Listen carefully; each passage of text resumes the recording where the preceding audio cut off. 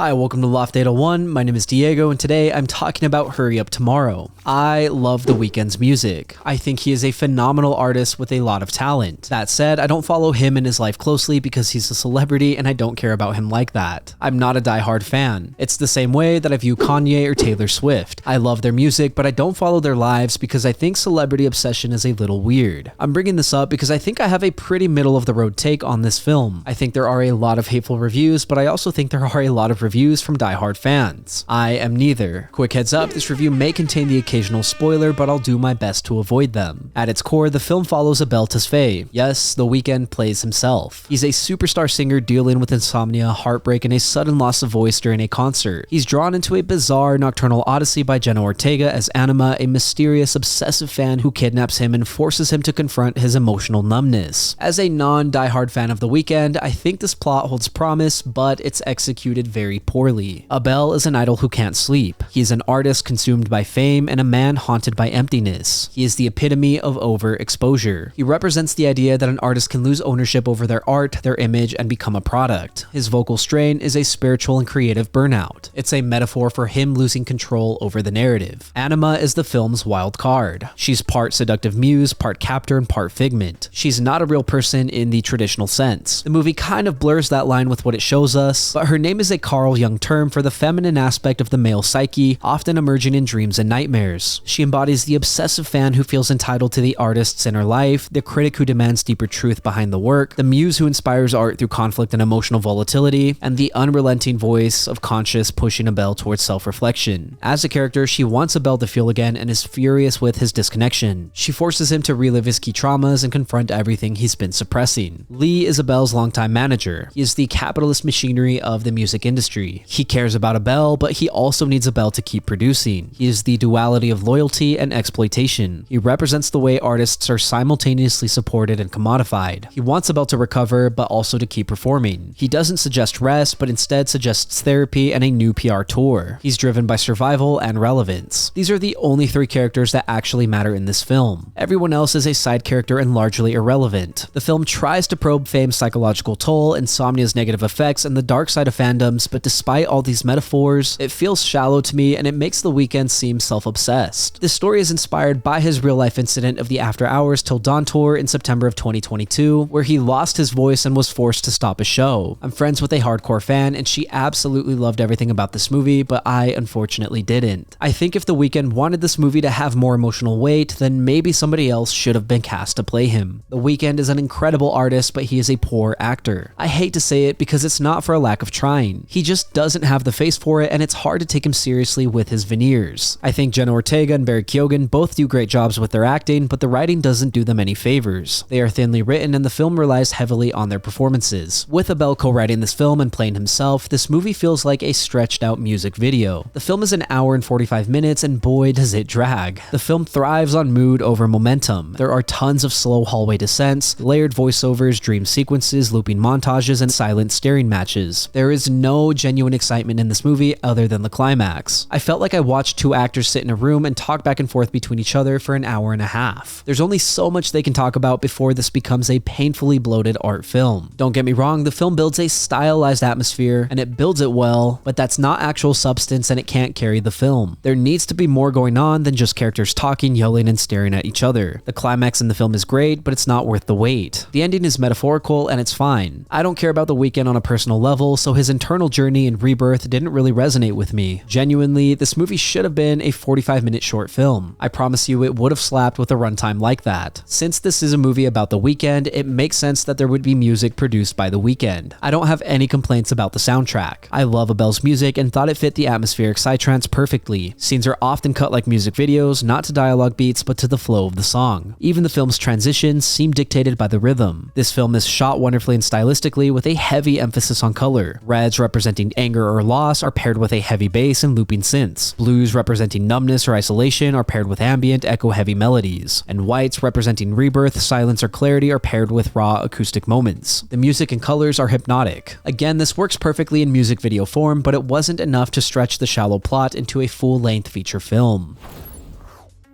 Hurry Up Tomorrow is a beautiful looking and great sounding film, but it feels more like a self-indulgent passion project than a movie made for audiences. It's visually hypnotic, musically immersive, and occasionally intriguing, but it's also emotionally hollow, narratively thin, and way too long for what it's trying to say. If you're a hardcore fan of The Weeknd, this might hit on a deeper level, but if you're like me, someone who appreciates his music but isn't invested in his persona, you'll probably walk away feeling like you just watched an overextended concept album come to life. Not to sound like a hater, but it's hard to take The Weeknd's acting seriously, and he adds to the self-indulgent vibe. The film is ambitious, but ultimately bloated and disconnected. As much as I respect the artistry behind it, I just didn't connect with it, and I wouldn't recommend it unless you're a hardcore fan. Thank you for listening to my review of Hurry Up Tomorrow. If you enjoyed the content, leave a like and hit subscribe. If you did not enjoy the content, thank you for sticking around. As always, I would love to read what you have to say, so leave a comment and let me know what you're thinking. Also, if you want me to review something, don't forget to let me know and I will do my best to get to it. Lastly, if you want to see some more from me, then you can check out my vlogs linked up above or my podcast Good Friends. Again, thank you for watching. My name is Diego and I will see you next time.